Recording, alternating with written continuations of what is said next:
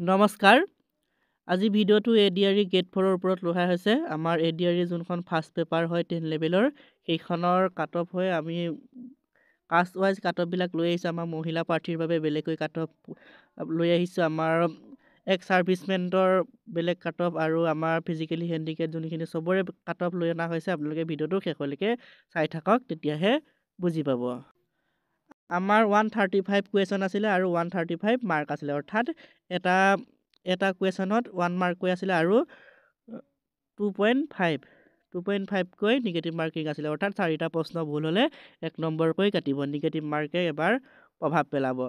নম্বৰৰ ওপৰত আপোনালোকৰ কাটঅফৰ ওপৰত এবাৰ নিগেটিভ মাৰ্কে প্ৰভাৱ পেলাব আমি ভিডিঅ'টোৰ মাজলৈ যোৱাৰ আগতে এটা কথা কৈ থব বিচাৰিছো আমাৰ স্বাস্থ্য বিভাগৰ যিখিনি টেকনিক্যাল পোষ্টৰ অনলাইন আবেদন ইতিমধ্যে আৰম্ভ হৈ গৈছে 18 ডিসেম্বৰৰ লাষ্ট ডেট হয় আপোনালোকে অনলাইন আবেদন কৰি ল'ব আপোনালোকৰ হায়াৰ সেকেন্ডাৰী পাছৰো পোষ্ট আছে আপোনালোকে অনলাইন আবেদন কৰি পঢ়াৰ ষ্টাৰ্ট কৰি দিয়ক অতি কম দিনৰ ভিতৰত এইখিনি লিখিত পৰীক্ষা আৰম্ভ হৈ যাব আমি আসাম পুলিচৰ বাবে আপোনালোকক ভিডিও আগবঢ়াম জিকে ভিডিও আপোনালোকক যদি ভিডিওবিলাক লাগে কমেন্ট কৰি জনাব আমি সোনকালে আসাম পুলিচৰ ওপৰত আমি জিকে সেকশনৰ ভিডিও লৈ আহিম আমাৰ কাষ্ট আৰু মাৰ্ক আৰু পোষ্ট মানে আমাৰ কোনটো কাষ্টত কিমান পোষ্ট আছে ইয়াত দিয়া আছে আমাৰ কিমান মাৰ্ক পালে আপোনালোকে কাট অফত যাব ফাৰ্ষ্টত সিলেকশন হোৱাৰ চান্স আছে আমাৰ এফালে কাষ্টটো দিয়া আছে আমাৰ এটো জেনাৰেল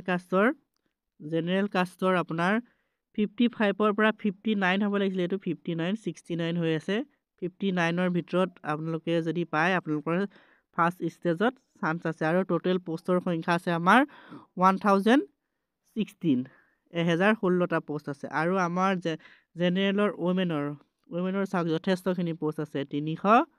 দুটা পোষ্ট আছে আৰু আমি ইয়াৰ কাটঅফটো ধৰি দিয়া আছে 30 ৰ পৰা 35 30ৰ পৰা 35ৰ ভিতৰত যদি আপোনালোকে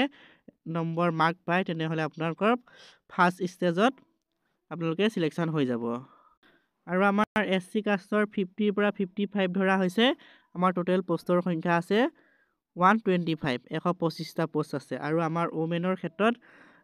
40 ৰ পৰা 44 ধৰা হৈছে আমাৰ পোষ্টৰ সংখ্যা আছে 37 আৰু আমাৰ এসটিপি যোনখিনি এসটি প্লেন হয় সেইখিনিৰ আমাৰ ধৰা হৈছে 47 ৰ পৰা 51 ধৰা হৈছে আৰু আমাৰ পোষ্টৰ সংখ্যা আছে 159টা আমাৰ এসটিপি ওমেনৰ অল ধৰা হৈছে আৰু অল মানে যিমানখিনি ক্যান্ডিডেটে দিছে আপোনালোকৰ সিমানখিনিয়ে পাস কৰাৰ সম্ভাৱনা আছে আৰু পোষ্টৰ সংখ্যা আছে 46টা আমাৰ এসটি হিলছৰ 42 to 46 42 ৰ পৰা 46 পালে মানে আপোনালোকে চান্স এটা আছে আপোনালোকৰ আমাৰ পোষ্টৰ সংখ্যা আছে 96 আৰু এসটি হিলছৰ আমাৰ অল ধৰা হৈছে ওমেনৰ ক্ষেত্ৰত এসটি হিলছ ওমেনৰ ক্ষেত্ৰত অল ধৰা হৈছে আৰু পোষ্টৰ সংখ্যা আছে 27 আৰু আমাৰ ওবিসি কাষ্টৰ আমাৰ 50 ৰ পৰা 55 ধৰা হৈছে আৰু পোষ্টৰ সংখ্যা ভালেমানখিনি আছে 368টা আছে আমাৰ ওবিসি ক্যান্ডিডেটৰ আমাৰ ওবিসি যোনখিনি মহিলা প্ৰাৰ্থী হয় তেওঁলোকৰ অল ধৰা হৈছে আৰু পোষ্টৰ সংখ্যা ভালেমানখিনি আছে 106টা পোষ্ট আছে আমাৰ মহিলা প্ৰাৰ্থীৰ আৰু পিএইচ ফিজিক্যালি হ্যান্ডিক্যাপ বিকলাংগ ক্যান্ডিডেট তেখেতলোকৰ আমাৰ ধৰা হৈছে 20 নম্বৰ ধৰা হৈছে আমাৰ পোষ্টৰ সংখ্যা আছে 16টা পোষ্ট আছে 20 ৰ পৰা 25 মান ধৰিব পাৰি আপোনালোকে আৰু টি টাইপস আমাৰ দুইখিনি আমাৰ চাহ জনগোষ্ঠী আছে সেইখিনিৰ বাবে আমাৰ 45 to 48 ধৰা হৈছে আৰু পোষ্টৰ সংখ্যা আছে 69 আৰু ওমেনৰ ক্ষেত্ৰত টি ট্ৰাইবেল ওমেনৰ ক্ষেত্ৰত 35 to 40 ধৰা হৈছে আৰু পোষ্টৰ সংখ্যা আছে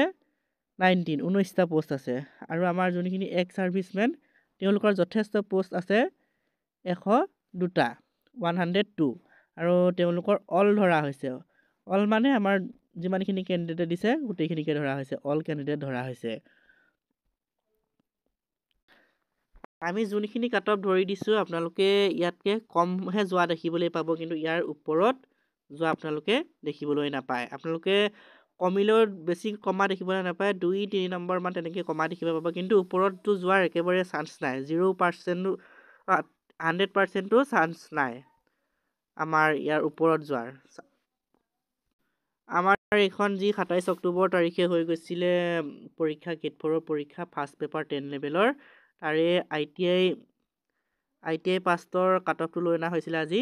ITI সকলৰ বাবে হয় এইখিনি কাট অফ। আমাৰ ফাৰ্ষ্ট পেপাৰ যোনখিনি ITI নালাগে সেইখিনি কাট অফ নহয়, এইটো ITI লগাখিনিৰহে কাট অফ হয়। কেণ্ডিডেটৰ সংখ্যা যিহেতু বহুত কম আছিলে, তেনে ক্ষেত্ৰত আমাৰ কাট অফটো ইয়াতকৈ হয়তো কমিবহে পাৰে, ওপৰত যোৱাৰ সম্ভাৱনা একেবাৰে নাই। গতিকে আজিলৈ ভিডিঅ'টো ইমানেই আছিলে। ধন্যবাদ।